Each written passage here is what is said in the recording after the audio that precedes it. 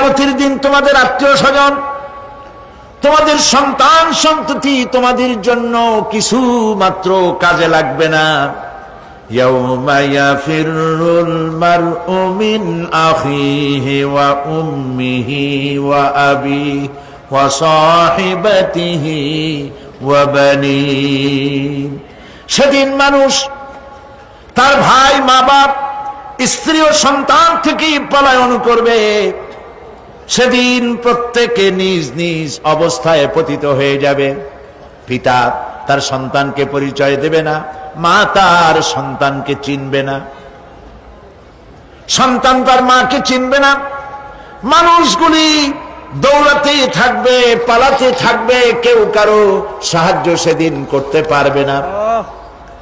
আমার প্রিয় ভাইয়েরা, সেই কিয়ামতে আল্লাহ পাক আমলনামা আল্লাহর